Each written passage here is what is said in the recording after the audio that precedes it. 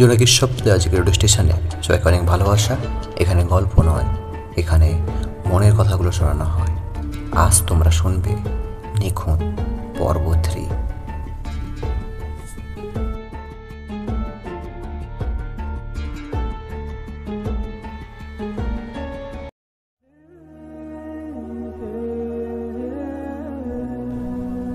আমি কোনোদিন বাবাকে মায়ের গায়ের উপর হাত তুলতে দেখিনি। আজ হাত তুললেন। সম্ভবত মায়ের গালে 5 আঙুলের ছাপ বসে গেছে, কিন্তু মায়ের চোখে পানি নেই। মায়ের অগ্নি চোখ, রাগের দাঁতের দাঁত চেপে কিড়মিড় করছেন, অথচ বাবার ছলছলে চোখ। বাবা ভেজা গলায় বললেন, উঠতে বসতে যে প্রীতির খোঁটা দাও, সে আজ মরে গেছে। এবার খুশি তো? খুশি? তুমি খুশি? এখন থেকে অন্তত বাবাকে রেহাই দাও। প্রীতি নামটা আমি আজ প্রথম শুনিনি, আগেও বহুবার মায়ের মুখে শুনেছি। মা বাবার সাথে একটু রেগে গেলেই প্রীতির নামটা ওঠে। আমি 2-1 বার জানতে চেয়েছিলাম মায়ের কাছে কে এই প্রীতি। মা মুখে ভেঙচির আকৃতি এনে ভাষাকে বিকৃতি করে বলেছিল, তোর বাপের নাং লাগে। আমার বিয়ের আগে প্রীতির সাথে তোর বাপের পিরিয়ড ছিল। বাবা মাথা নিচু করে সেদিন আমার সামনে থেকে চলে গিয়েছিল। বোঝাই যাচ্ছে নিজের ছেলের সামনে তিনি বেশ অপমানিত হয়েছেন। বাবার জন্য আমার বড্ড মায়া লাগে।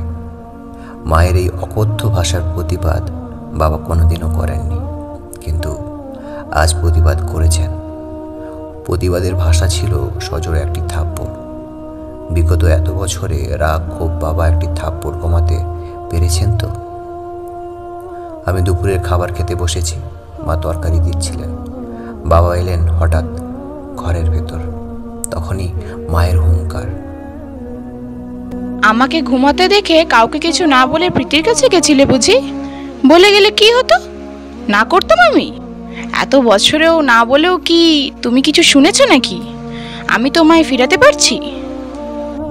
বাবা এগিয়ে এলেন, কষি থাপ্পড় দিয়ে প্রীতির মৃত্যু সংবাদ প্রকাশ করলেন। এমন অবস্থায় আমার গলা দিয়ে তার ভাত নামবে না। বাবা ঘর থেকে চলে গেলেন। মায়ের দিকে তাকিয়ে বুঝলাম মৃত্যু সংবাদ শুনে রাগ একটু কমেছে। আমি খাবার রেখে নলকূপে হাত ধুয়ে ফেলেছি। মনটা কেমন খারাপ লাগছে। বাবা যে আজ আড়তে যাবেন না বোঝাই যাচ্ছে। তার চেয়ে ভালো আমি আড়তে গিয়ে বসি। কাস্টমারকে চাল দিতে দিতে মনটাকে অন্যদিকে ঘুরিয়ে রাখা যাবে। রাত তখন 12টা হবে। আমি বই পড়ছিলাম, মাইকেল মধুসূদন দত্তের স্যারের গল্প সমগ্র। বইয়ের তন্দ্রা বিলাস আমার 2 চোখের তন্দ্রা কাটিয়ে দিল। দরজায় ঠক ঠক। দরজার উপাস থেকে বাবার গলার শব্দ, খেয়াল, ঘুমিয়ে পড়েছিস বাবা, নাকি জেগে আছিস? আমি কোনো জবাব না দিয়ে দরজা খুলে দিলাম। বাবা ঘরে ঢুকে আমার বিছানায় বসলেন, আর আমি বললাম, না বাবা, এই তোমার লেখাগুলো পড়ছিলাম, তুমি কি কিছু বলবে আমায়? বাবা বললেন, বাইরে থেকে দেখলাম ঘরের ভিতরে আলো জ্বলছে, ঘুমাসনি এখনো, তাই তোর সাথে গল্প করতে এলাম। বাপ বেটার গল্প অন্য কারো শুনতে হয় না, তাই এখন এলাম। তোর সমস্যা হবে না তো? আমি মুচকি হেসে বললাম, আরে না না না বাবা, একটু হবে না। আমার আরও ভালো লাগছে যে তুমি এসেছো আমার ঘরে। আজ এই ঘরেই ঘুমাও। মায়ের ব্যবহারে মন খারাপ করে থেকো না তো। বাবা পা তুলে আয়েশ করে বসলেন। ইশারায় আমাকে চেয়ার টেনে কাছে যেতে ইঙ্গিত করলেন। আমি কাঠের চেয়ার নিয়ে বাবার মুখোমুখি বসলাম। বাবা আমার দিকে কিছুক্ষণ তাকিয়ে রইলেন, তারপর দেওয়ালের দিকে তাকিয়ে বললেন, তোর অনেক কিছু জেনে রাখা দরকার। আমি তোকে জানাতে চাই, আগেও জানাতে চেয়েছি, সাহস হয়নি। ভেবেছি তোর মা যেমন অকথ্য ভাষায় কথা বলে হয়তো তোর জানা হয়ে যাবে, কিন্তু তুই জানিস না কিছুই। শুধু একটি নাম জানিস, প্রীতি। তুই এই নামটি তোর মায়ের মুখে শুনেছিস অনেকবার। যতবার শুনেছিস আমি লজ্জা পেয়েছি, বলতে পারিনি কিছু। আজ বলবো। আমি গম্ভীর মনোযোগ দিয়ে বাবার গল্প শুনছি। যে নাম নিয়ে মায়ের অকথ্য ভাষা, বাবা লজ্জা পাওয়া, অজানাকে জানতে অবশ্যই মনোযোগী হওয়া প্রয়োজন। বাবা এক নাগারে গল্প বলছেন, লুকায়িত এক প্রেমের গল্প, সেটা শুধু বাবার গল্প। তো মায়ের মুখে প্রীতি নাম শুনে হয়তো ভেবেছিলি আমার অন্য কারোর সাথে সম্পর্ক আছে, তাই না? সত্যি হলো প্রীতির সাথে আমার কোনো অবৈধ সম্পর্ক নেই। প্রীতি আমার বিয়ে করার প্রথম স্ত্রী ছিল। তোর দাদা দিদি পছন্দ করে বিয়ে করিয়েছেন। তো দাদার বাড়ির কাছেই। আমরা যে এত বছর ধরে তোর দাদা দিদিকে রেখে শহরে থাকি, তার একটি কারণ এই প্রীতি। তোকে নিয়ে যে প্রথমবার তোর দাদার বাড়ি যেতাম, আমি তোর সাথে সাথেই থাকতাম, যেন আমাদের গ্রামের কারো কাছ থেকে এই বিষয়ে কিছু শুনতে না হয়। তোকে তোর খারাপ লাগতে পারে শুনলে, তাই আমি তোকে দূরে দূরে রাখতাম। তোর দাদা দিদি মারা যাওয়ার পর গ্রামে খুব একটা যাই না। তোর মা সব জানে, তবু তোকে বলেনি যে আমি আগেও একটা বিয়ে করেছিলাম। গ্রামে আমরা শ্রাবণ মাসকেই শ্রাবণ মাস বলি। তোর মা আমার দ্বিতীয় স্ত্রী। সে যাই হোক, প্রীতির সাথে বৈবাহিক সম্পর্ক শেষ হওয়ার পর সে পরবর্তীতে আবার বিয়ে করে এক স্কুল মাস্টারকে। তো দাদা দিদির বাড়ি থেকে কয়েকটা গ্রাম পড়ে। 8 বছর ধরে সংসার করলেও তার কোনো সন্তান হয়নি। স্কুল মাস্টার মারা গেলেন 4 সালের বন্যায়। আমি সব খোঁজই রাখতাম। মাস্টার মারা যাওয়ার পর সেই সংসারে টানাটানি অবস্থা। ভগবান আমাকে যথেষ্ট দিয়েছেন, কয়েকটা সংসার চালানোর তৌফিক দিয়েছেন। আমি প্রতি মাসেই যাই সেই এলাকায়। হঠাৎ একদিন কাউকে দিয়ে একটা খবর পাঠালো, তোর প্রথম মা কুড়িয়ে পাওয়া একটি মেয়েকে রেখেছে। সেই মেয়েকে, সে মেয়েটার নাম খুশি। দাদাভাই বলে সে এসে জড়িয়ে ধরে। কত শত বায়না তার। আমি আসার পথে পুরো মাসের খরচ দিয়ে আসি খুশির হাতে। তোর মা এসব জানে। আমি গোপন করি না তোর মায়ের কাছে, আমি তা দেবই। আমি খুশির মায়ের সাথে দেখা করি না। দেখা করাটা বেমানান, লোকে মন্দ বলবে। তাই লোক মারফত প্রীতিকে ডেকে আনি। আর এখন তো নরসংসি সরকার কলেজেই অনার্স শেষ করবে এই বছর। এখন তো কলেজে গেলেই মেয়ের সাথে দেখা করতে পারি। কিন্তু এই যে আমি তোর মায়ের কাছে কোনো কিছু লুকাই না। তোর মা মনে করে আমি হয়তো খুশির মায়ের সাথেও দেখা করি, এই জন্যই রাগের মাথায় 2-4টে কথা আমাকে শোনায়।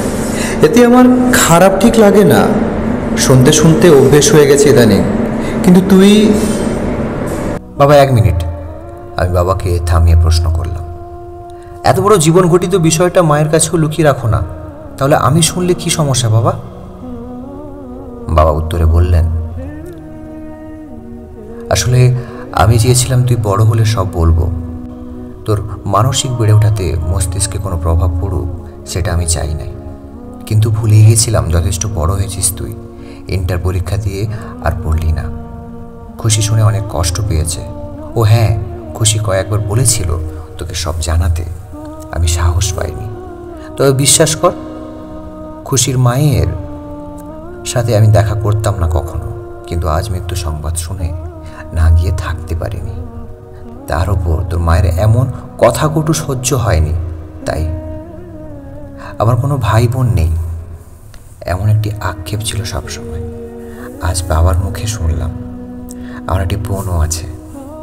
আমার বড় বাপু, নাম খুশি। কোনোদিন দেখিনি। বাবা দেওয়ালের দিকে তাকিয়ে আছেন, চোখ দুটো ছলছল। প্রীতির নামের মানুষটির জন্য বাবার চোখে পানি থাকাটা স্বাভাবিক। আমি বাবাকে প্রশ্ন করলাম, তোমাদের ছাড়াছাড়ি কেন হয়েছিল বাবা? বাবা দেওয়াল থেকে দৃষ্টি আমার দিকে দিলেন, একটা দীর্ঘশ্বাস ছেড়ে বললেন, যে মানুষটা দুনিয়া ছেড়ে চলে গেছে তার সম্পর্কে কিছু না বলাই উত্তম। এত কিছু জেনে নে আমাদের মনের মিল ছিল না, তো বুঝতে একটু দেরি হওয়াতে 3.5 মাস সংসার টিকেছিল, পরে আর টিকেনি। খুশিকেও নিয়ে গেছে, আমার কাছে কোনোভাবেই রাখতে পারিনি। জোর করলে হয়তো পারতাম, আইনে গেলে খুশিকে রাখতে পারতাম। থানা পুলিশ করে কোর্টে গিয়ে এত সব করতে আর ইচ্ছে হয়নি, কারণ যে নিজের থেকে থাকতে চায়নি তাকে আর কিভাবে জোর করে রাখবো। আমি কিছু বলতে যাব, তার আগেই বাবা কিভাবে যেন প্রসঙ্গ পাল্টে ফেললেন। আমাকে উদ্দেশ্য করে বললেন, মেঘনা দিয়ে ট্রলার ভর্তি চাউল আসার কথা। মুন্সিগঞ্জ বাজারে পরিচিত পাইকারদের থেকে কিনেছি। সন্ধ্যায় আসার কথা, রাত 9টা অবধি বসেছিলাম, আসেনি। দোকানের আওয়ালের কাছে নাম্বার আছে, সকালে আড়ত গিয়ে একটু খোঁজ করিস তো, আসলে রসিদ দেবে, টাকা দিয়ে দিস। কথাটুকু বলে বাবা উঠলেন। উঠে সাথে সাথে চলে গেলেন না, একটু দাঁড়িয়ে থেকে আবার বললেন, রাত 1টা বাজে, জেগে থাকিস না আর, বুঝলি, ঘুমিয়ে পড়, যা যা যা ঘুমিয়ে পড়। বাবা ঘর থেকে বেরিয়ে গেলেন। আমি চেয়ারের আগের জায়গায় নিয়ে এলাম। আজ আর বই পড়ে শেষ করা হবে না, বিছানায় গা লিয়ে দিলাম। ঠিক 1 সপ্তাহ পরে বাবা হঠাৎ মারা গেলেন। আমি আড়ত ছিলাম, খবর পেয়ে ছুটে এসেছি বাড়িতে। বাড়ি ভর্তি মানুষ, কেউ মারা গেলে পরিচিত সবাই শেষ দেখা দেখতে আসে। মা বিলাপ করে কান্না করছেন। মায়ের মুখেই শুনতে পেলাম সকালে শুধু বলেছিলেন বুকটা ব্যথা করে। মা ভেবেছেন খাওয়ার পর হয়তো এমনিতেই ব্যথা করছে, তাছাড়া ব্যথা ততটা বেশিও না। কিছু না বলে বাবা দুনিয়া ছেড়ে চলে গেলেন। আমার মাথার উপর বটগাছের ছায়া ছিলেন। নিজেকে খুব অসহায় লাগছে আমার এখন। এত বড় পৃথিবীতে নিজেকে একা লাগছে। আমার 2 চোখ বেয়ে অঝরে পানি পড়ছে। সান্ত্বনা দিতে এগিয়ে এলেন এলাকার কয়েকজন। মানুষের সামনে কান্না করাটা অন্য সময় হলেও লজ্জাকর পরিস্থিতি হতো, কিন্তু এখন লজ্জা লাগছে না একটু, শুধু পানি পড়ছে। এক এক করে সব আত্মীয় স্বজন এলো, শেষ বিদায়ের আয়োজন চলছে। তার গরম পানি বসানো হয়েছে। কবর খুঁড়তে লোক গেছে কবরস্থানে। পাশের বাড়ির একজন আমাকে সাথে করে নিয়ে গেলেন কাফনের কাপড় কিনতে। এ যেন এক অনুষ্ঠান চলছে, শেষ বিদায়ের অনুষ্ঠান, যেন খুশির আনন্দ সবার মনে মনে। কিসের তবে জানি না, খুশিটা চোখের জলে পরিণত হয়েছে আজ। বাবা মারা যাওয়ার মাস পেরিয়ে যাচ্ছে, আমি আড়তে বসে আছি। বাবার অবর্তমানে দায়িত্ব বেড়ে গেছে আমার। হঠাৎ আমার অবচেতন মনে খানিকটা ধাক্কা লাগলো। হ্যাঁ ঠিক, খুশি। আমার একটা মাত্র বোন, বাবার মেয়ে, তাকে তো খবর দেওয়া হয়নি। আমার কাছে তো ফোন নাম্বারও নেই, বাড়িও চিনি না কোন গ্রামে থাকে। বাবাকে শেষ দেখা হয়নি তার, এটা তো তার প্রতি মস্ত বড় অন্যায় হয়েছে। মায়ের কাছে কি আবুদের বাড়ির ঠিকানা আছে? না, মাকে কিছু বলা যাবে না। দাদার বাড়ির কেউ কি জানে? ভাবতে ভাবতে হঠাৎ মনে পড়ল বাবা বলেছিলেন খুশি আবু নরসঙ্গী কলেজে থেকে এবার অনার্সে শেষ করবেন। আমি বাসা থেকে উঠে দাঁড়ালাম। একটা বড় ভুল হয়ে গেছে। আপুকে বাবার মৃত্যু সংবাদ জানানোটা দরকার ছিল। নরসঙ্গী সরকারি কলেজের দক্ষিণ দিকে অনার্স ভবন। আমার পরিচিত কেউ নেই এখানে। অনার্স ভবনের সামনে অনেকেই আছে। আমি এগিয়ে গেলাম। সবাই বয়সে আমার থেকে অনেক বড়। একসাথে 3-4 জন কথা বলছে দাঁড়িয়ে। আমি গিয়ে সেলাম দিলাম। জানতে চাইলাম অনার্স শেষ বর্ষের খুশি নামের কাউকে চিনেন কি না। সাথে সাথে একজন ডান দিকে তাকিয়ে একটু গলাটা উঁচিয়ে বললেন, এই খুশি, তোকে কেউ খুঁজতে আসছে। আমার চোখ দুটো যেন অপেক্ষা সইছে না। কেউ একজন এগিয়ে আসছে। আমার 3-4 বছরের বড় হবে, দেখতে খুবই সুন্দর। ইচ্ছে করছে এখন চিৎকার করে বলি, আপু আমি তোমার একমাত্র ভাই খেয়াল, কিন্তু বলতে পারিনি। আমার গলার স্বর কি ভেজা বুঝতে পারছি না। হঠাৎ ওই মেয়েটি আমার দিকে তাকিয়ে বলল, আমাকে খুঁজছো? কে তুমি? আপুর কথায় কি বলবো ভেবে পাচ্ছি না। আসলে কে আমি, পরিচয়ের শুরুটা কিভাবে করব। মুখ ফুটে বললাম, আপু আপনার সাথে আমার কিছু কথা আছে, খুব জরুরি, একটু এদিকে আসবেন, আমি না খুব নার্ভাস। অনার্স ভবনের সামনে দুর্বাঘাসে শীতল পাটির মতন বিছানা পাতা। আমি আর আপু ঘাস মারিয়ে মাঠের মাঝখানটায় গেলাম। আপুর কৌতূহলী চোখ। হঠাৎ বললাম, আমি আরুয়া গ্রাম থেকে এসেছি, আমার নাম খেয়াল। কথাটুকু বলে আপুর দিকে তাকালাম। আপু নির্বাক, চোখের পলক পড়ছে না আপুর। চোখ দুটো ভিজে উঠল আমার সামনে। আর একটু এগিয়ে এসে আপু আমার কাঁধে হাত রাখলো, তারপর মাথায়, তারপর গালে। এই স্পর্শ কত শীতল, কত মায়ার ভরা। টলমল চোখ, ভেজা গলায় আপু বলল, তোমাকে দেখার ইচ্ছে ছোটবেলা থেকে। আমার একটা ভাই আছে, আর তাকে আমি কখনো দেখিনি। এই কষ্টটা আমার অনেক বছরের। কত বড় হয়ে গেছো তুমি। আমার দৃষ্টি নিচের দিকে, ইচ্ছে করছে নিজের চোখের সাথে যুদ্ধ ঘোষণা করি। আমার চোখ থেকে এখন যেন কোনো পানি না পড়ে। আমি শত বৃথা চেষ্টা করে যাচ্ছি আটকাতে, আটকাতে আর পারলাম কই। এরই মধ্যে আপু আবার বলল আমায় দেখে, বাবা মারা যাওয়ার দিন গিয়েছিলাম তোমাদের বাড়িতে। আড়ত থেকে আওলাদ নামের কেউ একজন ফোন করেছিল। তোমাদের বাড়ির ঠিকানা নিয়ে গিয়েছিলাম। 20 মিনিটের মতো ছিলাম। সবাই কান্না করছে। মানুষের ভিড়ে আমিও বাবার মুখখানি শেষবারের মতো দেখে নিয়েছি। দেখে কান্নাও করেছি, কিন্তু কেউ জানে না আমি কে। তোমাকেও খুঁজেছি, জিজ্ঞেস করিনি কারো কাছে। কে কবর খুঁড়তে গেল, কে বাজারে গেল, এসব বলার সময় শুনলাম তোমার নাম। কেউ একজন বলছে শাওন কাফনের কাপড় কিনতে গেছে। আমি আর সেখানে থাকিনি, চলে এসেছি। মাথা তুলে তাকাতে খুব ইচ্ছে করছে, কিন্তু চোখের পানি লুকাতে পারবো না, টপ করে নিচে পড়বে। আপু আমার থুতনি ধরে মাথাটা উপরের দিকে তুললেন। টপ করে চোখের পানি আপুর কবজিতে পড়ল। আপু আমার চোখের পানি মুছে দিচ্ছেন। বড় বোনের বুঝি এত মমতা থাকে, এত আদর থাকে, আর আমি সেটা এতদিন ধরে বঞ্চিত ছিলাম। আমার বুকের ভেতরটা যেন ফেটে দুমড়ে মুছে উঠছিল। আপু আমার চোখের পানি মুছে দিয়ে আমার চুল নাড়িয়ে বললেন, তুমি ছোট হলেও এখন তোমার দায়িত্ব অনেক। মায়ের দিকে খেয়াল রেখো। আমি আড়ত থেকে আসার সময় 20,000 টাকা নিয়ে এসেছি পকেটে ভরে। টাকাটা বের করে আপুর হাতে দিয়ে বললাম, আমি এখন আর ছোট নই আপু, অনেক বড় হয়েছি। মায়ের খেয়াল যেমন রাখতে পারবো, তেমনি আপুর জন্য ওই ভাইটা আছে। আপু একটু চমকালেন বোধ হয়। তারপর টাকাটা আমার হাতে দিয়ে বললেন, আমি তোমার চেয়েও বড়। এখন আমার টাকা লাগবে না। মামার বাড়িতে থাকি এখন। আমি টাকাটা ফেরত না নিয়ে বললাম, টাকা তোমার নিতেই হবে। আপুর সব দায়িত্ব এখন থেকে তার ভাইয়ের। বাবা শুধু আমার একার নয়, তোমারও বাবা, তোমারও অধিকার আছে। আমাকে শুধু আপু ডাকতে দিও, বঞ্চিত করো না, ঠিক আছে? আমি কিন্তু বড় হয়ে গেছি এখন। আপু আমায় দেখে হাসলো। অনার্স ভবনের মাঠের দুর্বা ঘাস সাক্ষী হচ্ছে সেদিন। দুই ভাই চোখের চোখ রেখে গড়িয়ে পড়া পানির ঘাস মারিয়ে সামনে এগুচ্ছি। আড়তে যেতে হবে, আড়ত থেকে বাড়িতে। মা কয়েকদিন ধরে মনমরা থাকে। মায়ের কাছাকাছি থাকাটা দরকার, গল্প করা দরকার মায়ের সাথে। সব দায়িত্ব এখন আমাকেই পালন করতে হবে।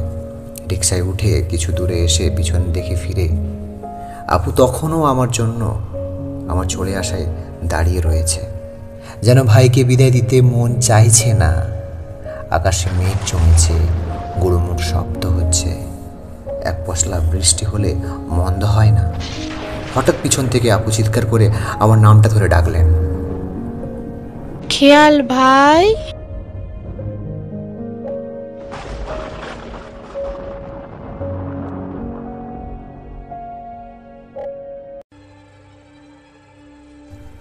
জোনাকির শব্দে আজকের রেডিও স্টেশনে সবাইকে অনেক ভালোবাসা। এখানে গল্প নয়, এখানে মনের কথাগুলো শোনানো হয়। তোমরা তখন শুনছিলে আমার 111 নম্বর ম্যাগাজিন সূচনার 8 নম্বর পর্ব, নিখুঁত পর্ব 3। নমস্কার, আমি কুণাল চন্দ্র আরজেকে। খেয়াল, বাবা এবং গল্প পাঠে গল্পের লেখা আমার সমস্ত পুরুষ চরিত্রে আমি অংশগ্রহণ করছিলাম। আমার সাথে আছে সমস্ত নারী চরিত্রে। রিক্সিকা দে, রিক্সিকার এটা 2 নম্বর অডিও স্টোরি। সবাইকে অনেক ভালোবাসা আমাদের পাশে এবং সাথে থাকার জন্য। যারা নিয়মিত শ্রোতা, আমাদের অডিও স্টোরিগুলো কেমন হচ্ছে অবশ্যই তোমরা লাইক, কমেন্ট, শেয়ার করে আমাদেরকে জানাও। যারা প্রথমবার আমাদেরকে শুনছো, চ্যানেলটিকে অবশ্যই সাবস্ক্রাইব করতে হবে, পাশে থাকতে হবে, সাপোর্ট দিতে হবে। যারা আমার সঙ্গে কাজ করতে চাও, ফেসবুক এবং ইনস্টাগ্রামে আমার অফিসিয়াল আইডির নাম হচ্ছে কুণাল চন্দ্র আরজেকে। এই ঠিকানায় তোমরা লেখা পাঠাতে পারো, ভয়েস পাঠাতে পারো, আমার গল্পে অংশগ্রহণ করতে পারো, কিংবা তোমরা তোমাদের গল্পগুলো প্রমোট করতে পারো। এইভাবেই পাশে থাকো, এইভাবেই সাথে থাকো, কারণ তোমরা তো জানো তোমরা পাশে থাকো বলেই আমি